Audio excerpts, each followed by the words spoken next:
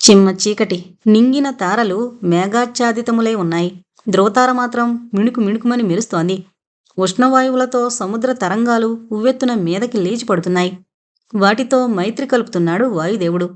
పవనోద్భూత సముద్ర తరంగశీకరణాలు ఆ చీకట్లో మిలమిలా మెరిసే వెండి చేపల వలె లేస్తున్నాయి, తిరిగి పడుతున్నాయి. కొంగల వలె ధవళఖండాలు సుదూరంలో కదిలి వెళుతున్నాయే, అవి ఏమిటి? కండ్లని పొడుచుకుని చూస్తే అవి తెరచాపలతో కూడిన ఓడల సముదాయమని తెలుస్తోంది. దగ్గరగా వెళ్ళి చూద్దాం. అవి 150 ఓడల సముదాయం. అన్నింటికీ తెల్లని తెరచాపలున్నాయి. ఓడ అంచులకి ఇరుపక్కల కండలు తిరిగిన పోటు బానిసలు తెడ్లతో ఓడను నడుపుతున్నారు. ఒక్కొక్క ఓడలో 50 మంది మనుషులున్నారు.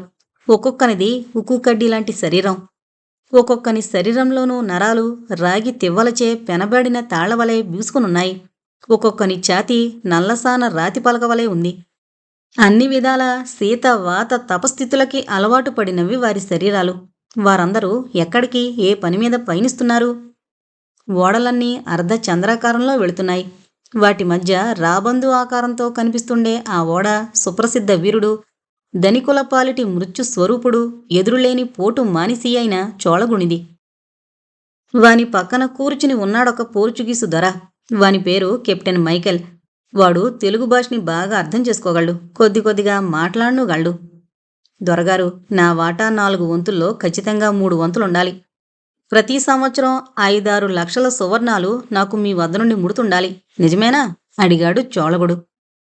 సర్దార్, మా కంపెనీ ఒప్పేసుకుండాది కదా అని అన్నాడు కెప్టెన్ మైకెల్.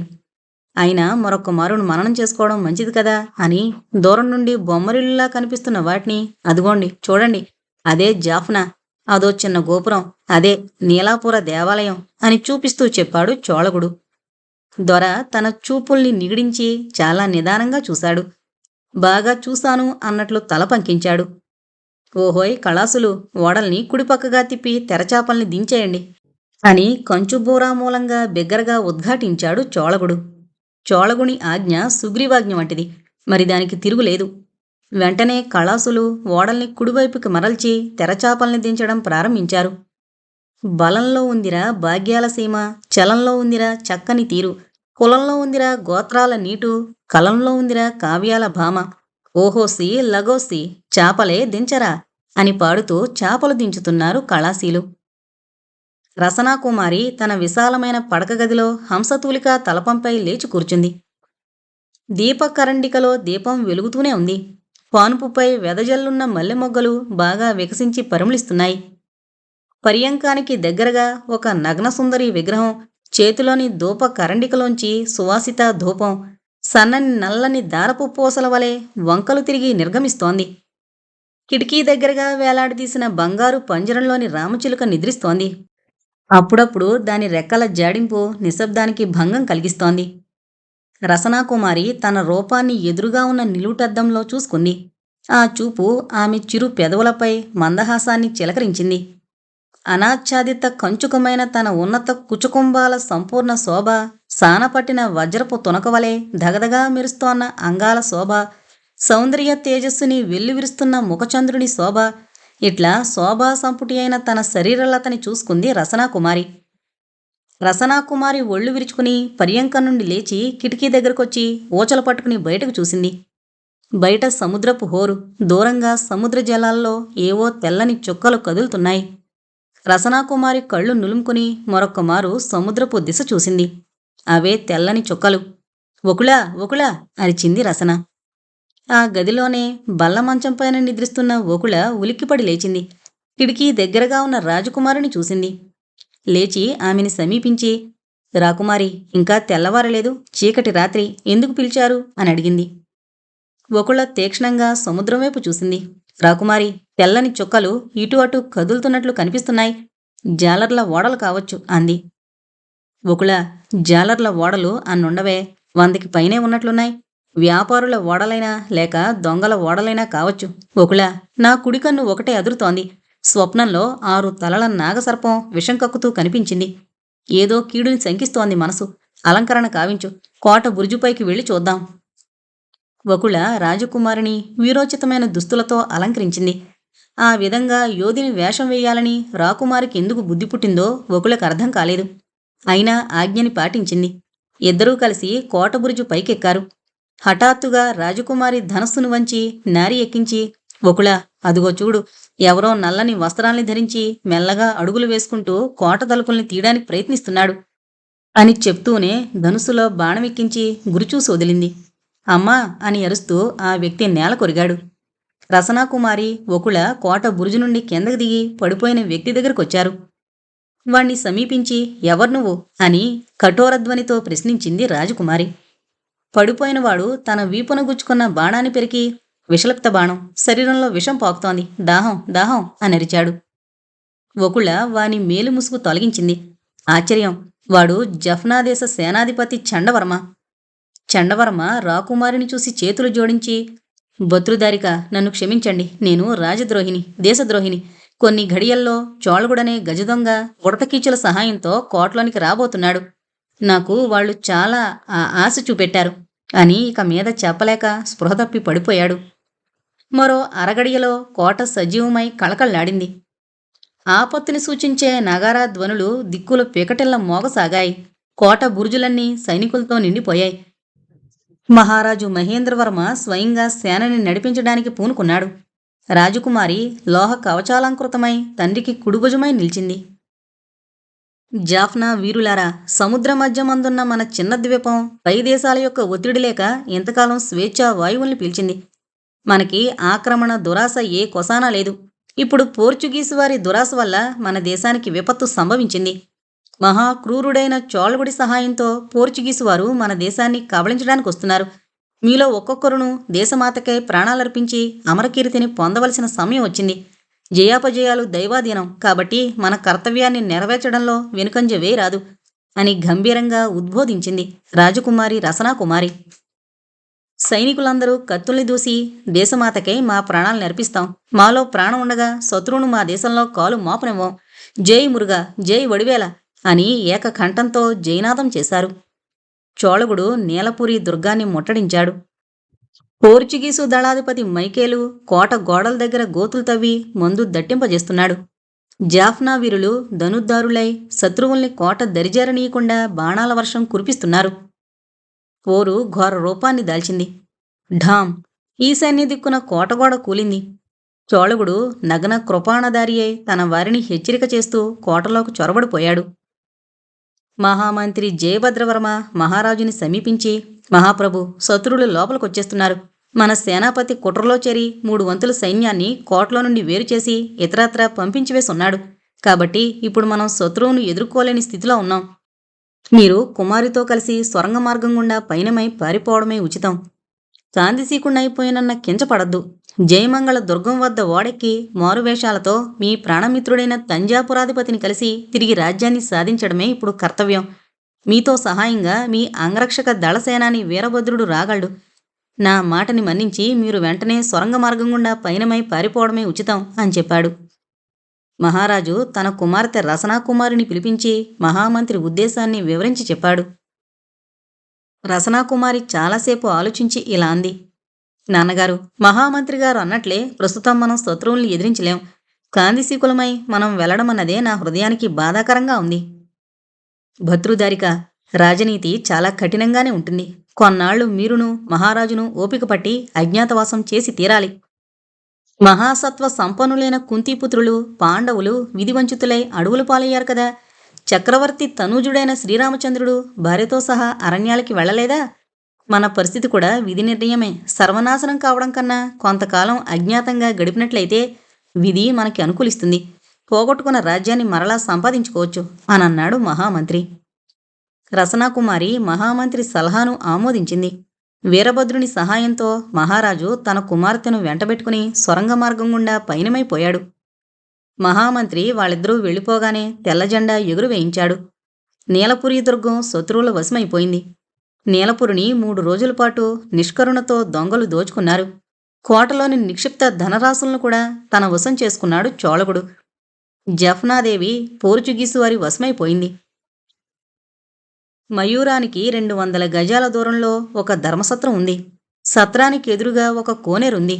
ఆ సత్రాన్ని సాధారణంగా బైరాగులు, వెచ్చగాళ్లు ఉపయోగిస్తుంటారు. నగరానికి దూరంలో ఉన్నందున శారదవాహులు యాత్రికులు ఆ సత్రానికి రారు. సత్రానికి చుట్టూరా ముళ్ళ పొదలు దట్టంగా బలుసున్నాయి. విశాలమైన మైదానంలో అక్కడక్కడా చెట్లున్నాయి.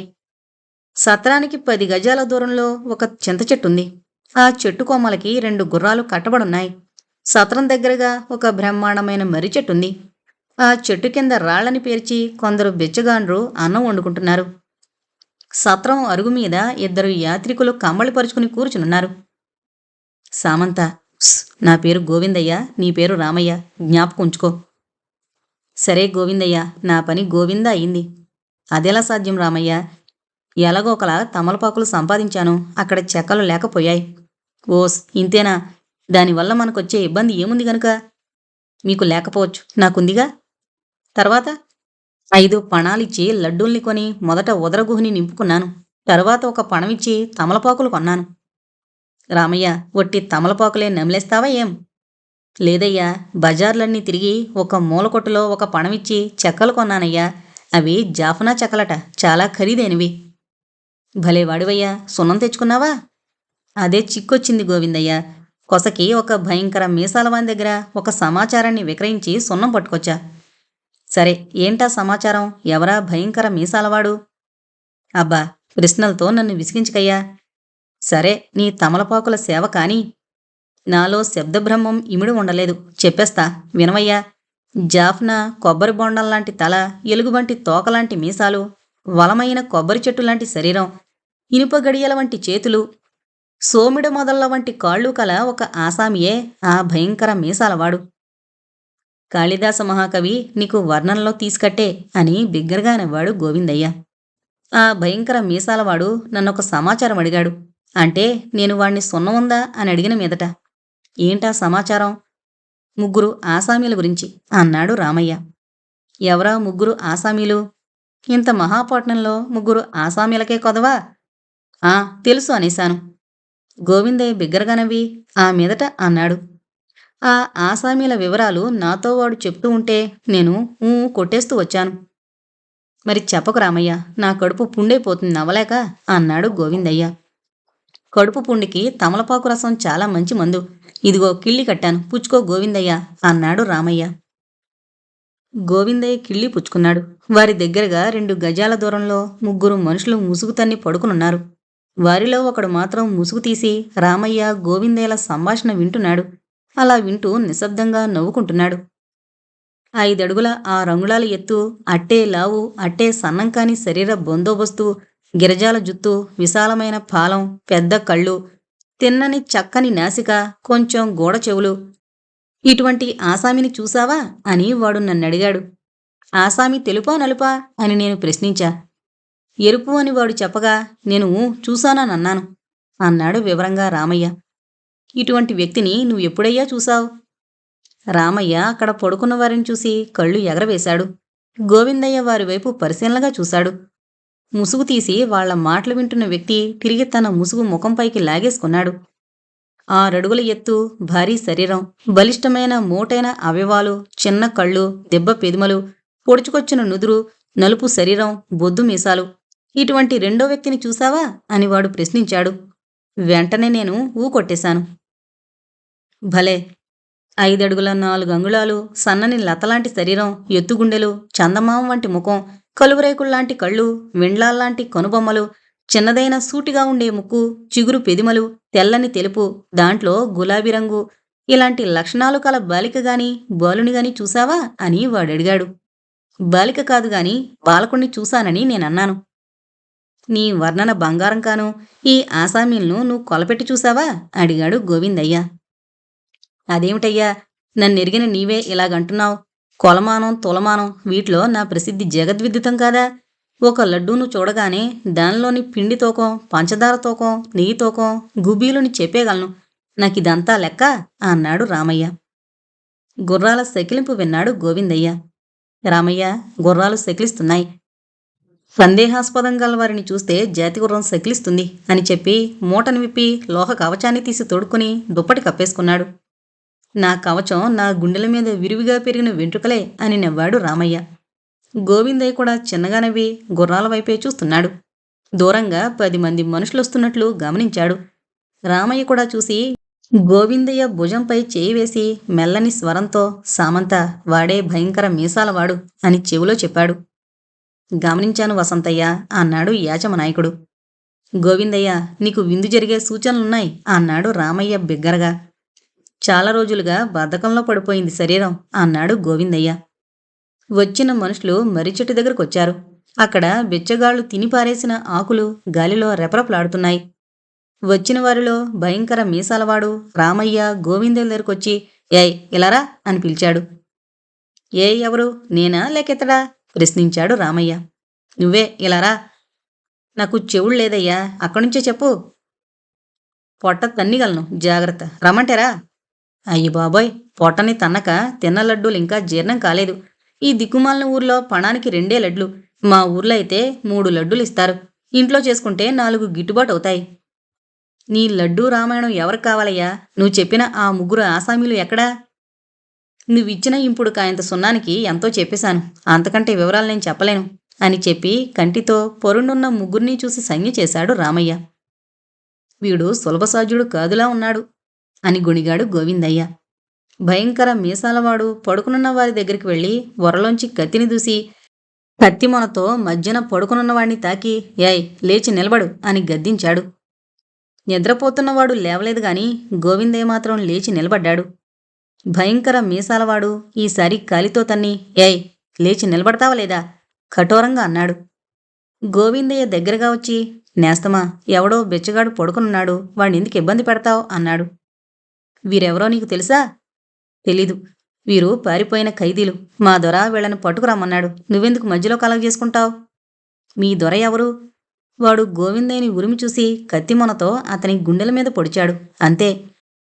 గోవిందయ్య ఇనుప చేతుల్లో వాని ఖడ్గహస్తం ఇరుక్కుపోయింది. ఆ చేయిని తడిబట్టను పిండినట్లు పిండేశాడు గోవిందయ్య. వాని కత్తి నేల రాలింది. రామయ్య మెల్లగా డేక్కుంటూ వచ్చి ఆ కత్తిని లాక్కున్నాడు. మర్రి చెట్టు కిందున్న మనుషులు ఈ దృశ్యాన్ని చూశారు. వారు కత్తులు దూసుకుని ముందుకొస్తున్నారు. గోవిందయ్య భయంకర మీసాలవాని గెడ్డం మీద ఒకే ఒక్క గుద్దుగుద్ది పడదోశాడు. వరలోంచి తన కత్తిని తీసి హోంకరించి వచ్చిన వారితో మండల ప్రచారం చేస్తూ ఖడ్గనాట్యం ప్రారంభించాడు. ఆశ్చర్యం! పడున్న 3 ఒక్క మారుగా లేచి కత్తుల్ని దూసి మొదటి కంబళంగా మీసాలరాయిని బలిగొని వచ్చిన వారిపై పడ్డారు. ఒక్క గడియ హోరు జోరుగా సాగింది. సామంత యాచమనాయకుని ఖడ్గానికి 4 ఆహుతయ్యారు. అతనికి సహాయం కూడా లభించింది. అతని ఖడ్గనాట్యాన్ని ఎదిరించడం వచ్చిన వానికి సాధ్యం కాలేదు. వారు వెంటనే కాలికి బుద్ధి చెప్పారు. యాచమనాయకుడు ఖడ్గాన్ని పొండుటాకులతో తుడిచి వరలో దోపుకుని, అయ్యలారా, మీరెవరో బెచ్చగాళ్ళని అభిప్రాయపడ్డాను, నా తప్పును మన్నించండి అని చెప్పాడు. అయ్యా, మీరు మాకీరోజు గొప్ప ఉపకారం చేశారు, దానికి మేమెంతో కృతజ్ఞులం అన్నాడు వారిలో పొడవైనవాడు. మీరెక్కడికి వెళుతున్నారు?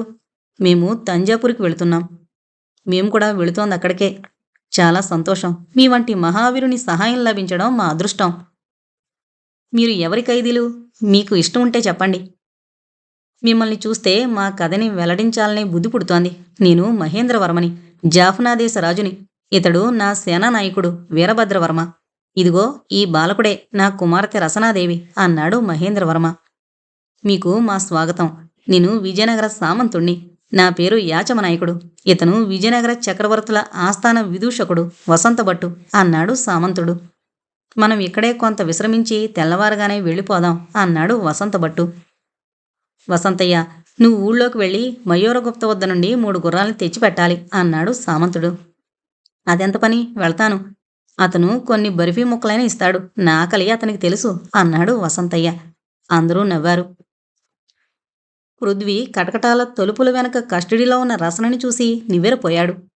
అతని పెదవులు పక్కనే ఉన్న సుష్మితను గమనించి ఏదో అడగబోయి తిరిగి మానుకున్నాయి. సుష్మిత అతని ఉద్దేశాన్ని గ్రహించి మెల్లగా రహస్యం చెబుతున్నట్లు చెప్పింది. సంయుక్త హత్య కేసులో అరెస్ట్ అయిన సిస్టర్ ఈమె అని. మీకు రసన గురించి తెలియదు ఇన్స్పెక్టర్. ఆమె హత్యలు చేసే కఠినాత్మురాలు కాదు. దాదాపు అరిచినంత పనిచేశాడు పృథ్వీరాజు. తలుపు వెనక రసన ఇన్స్పెక్టర్ని, ఆమె వెనకున్న పృథ్వీని చూసింది. ఆమె చూపుల్లో భయం, ఆశ్చర్యం, సందేహం ముప్పిరుగొన్న భావమేదో తళుక్కున మెరిసి 2 అసురు కణాల రూపంలో కిందకు జారిపోయాయి. ముఖం పక్కకు తిప్పుకుని కళ్ళొత్తుకుంది రసన. నువ్విక్కడ నర్సింగ్ హోంలో పనిచేస్తున్నావు రసన, ఎప్పుడూ చెప్పలేదేం ఈ సంగతి? రసన మౌనం వహించింది. అతని మాటలు ఆమెలో ఆశ్చర్యం రేకెత్తించినట్టు ఆమె ముఖభావాలు మారాయి. ఆమె దగ్గరుండి జవాబు లభించదు మిస్టర్ పృథ్వీరాజ్. ఇంతవరకు పెదవి విప్పి ఒక్క మాట మాట్లాడలేదు. ఆమె పేరు రసన అన్న కనీసపు విషయం కూడా మీ పిలుపు వల్లనే దృఢపడింది. Thank God. ఇక బయటకు పదండి అంటూ సుష్మిత ముందుకు నడిచింది.